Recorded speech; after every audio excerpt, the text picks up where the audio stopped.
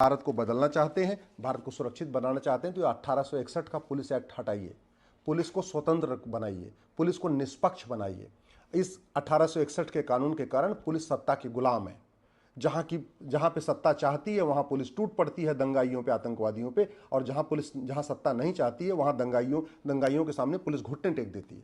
ऐसा कानून किस काम का कि अगर पुलिस सत्ता के इशारे पे नाचे? अरे पुलिस को वेतन भत्ता, गाड़ी बंगला भारत को सुरक्षित बनाने के लिए मिलता है, आतंकवाद, अलगाववाद, जिहाद, मजहबी उन्माद को रोकने के लिए मिलता है, दंगा रोकने के लिए मिलता है। और पुलिस अगर सत्ता की गुलाम बनी हुई तो फिर पुलिस के पूरे इतना खर्च हो रहा है पुलिस के ऊपर, फायदा क्या क्या है? किस बात का कानून का राज? फिर तो नेताओं का राज चल रहा है, फिर तो सब पॉलिटिकल पार्टियों का राज चल रहा है। ये सबसे बड़ा झूठ है कि भारत में कानून का राज। भारत में आज भी चूंकि कानून घटिया है इसलिए पॉलिटिकल पार्टियों का राज चल रहा है, नेताओं का राज चल रहा है, मुख्यमंत्री का राज चल रहा है, गृह मंत्री का राज चलता है, कानून का राज नहीं चलता। जहां कानून का राज होता है वहां कोई मुख्यमंत्री हो, कोई गृह मंत्री हो, कोई मिनिस्टर हो, कोई सांसद, कोई विधायक, कोई फर्क नहीं पड़ता। पुलिस अपना काम स्वतंत्र निष्पक्ष करती रहती है। तो हमें एक पुलिस चार्टर लागू करना पड़ेगा। 1 घंटे के अंदर FIR हो, 1 महीने के अंदर जांच पूरी हो। लेकिन 1 महीने के अंदर जांच तब पूरी होगी जब झूठ गंभीर अपराध होगा, कोई झूठी गवाही न दे पाए। जब 1 महीने के अंदर जांच तब पूरी होगी जब नार्को पॉलीग्राफ ब्रेन मैपिंग कानून होगा। अगर आप भारत को सुरक्षित बनाना चाहते हैं तो सबसे पहले एक एडमिनिस्ट्रेटिव रिफॉर्म करिए, एक एडमिनिस्ट्रेटिव चार्टर लागू करिए। जितने भी, चाहे वो कलेक्टर हैं, चाहे कप्तान हैं, चाहे डिप्टी SP हैं, चाहे SP हैं, चाहे कमिश्नर, सबकी रोल्स रिस्पॉन्सिबिलिटी डिसाइड हो। सबको कौन सा काम कितने दिन में करना है इसका बाकायदा एक लेखा जोखा होना चाहिए। अगर भारत को सुरक्षित बनाना है तो एक सिटीजन चार्टर लागू करिए और झूठी शिकायत, झूठी जांच, झूठी गवाही को जघन्य अपराध घोषित करते हुए उसमें नागरिकता खत्म करने का प्रावधान करिए। झूठे कागज बनवाने को जघन्य अपराध घोषित करिए। चीटिंग, फ्रॉड, फोर्जरी और परजरी को जघन्य अपराध घोषित करिए। तब जाके फास्ट जस्टिस सिस्टम होगा, जस्टिस विद इन ईयर होगा, 1-1 साल के अंदर मुकदमों का फैसला होगा, फटाफट सजा मिलना शुरू होगी, फिर कानून का खौफ पैदा होगा।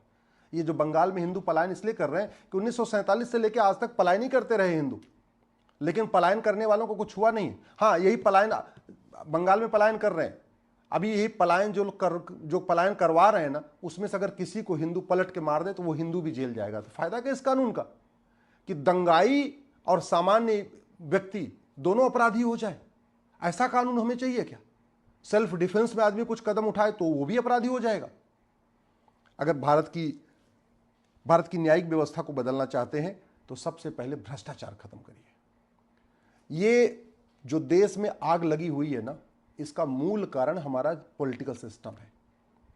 जाति के आधार पे बांटते हैं नेता, भाषा के आधार पे बांटते हैं नेता, क्षेत्र के आधार पे बांटते हैं नेता, अगड़े पिछड़े के आधार पे बांटते हैं नेता। और क्यों बांटते हैं? जो उनको पार्षद बनना है, प्रधान बनना है, सांसद बनना है, विधायक बनना है। और क्यों पार्षद, प्रधान, सांसद, विधायक बनना है? जनता की सेवा करने के लिए नहीं। ये तो बकवास है। ये जो अंबेडकरवाद, पेरियारवाद, समाजवाद, लोहियावाद, जो दुनिया भर के वाद, गांधीवाद की बात करते हैं, ये सब जुमला है जनता को बेवकूफ बनाने का, जनता को धोखा देने का।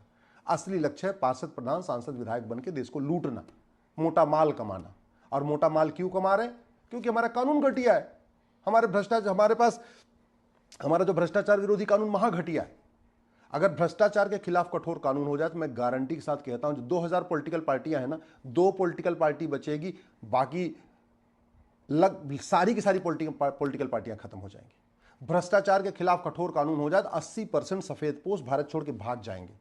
भारत में चूंकि लूटने की छूट मिली हुई है इसलिए यहां रुके हुए, और यहां उत्तर वालों को दक्षिण से लड़ा रहे हैं, बिहार वालों को बंगाल से लड़ा रहे हैं, भाषा के आधार पर लड़ा रहे हैं, क्षेत्र के आधार पर लड़ा रहे हैं। सामाजिक समरसता ऐसे नहीं आएगी। सामाजिक समरसता तब आएगी जब नेताओं की नेतागिरी बंद होगी, इनका पाखंड बंद होगा।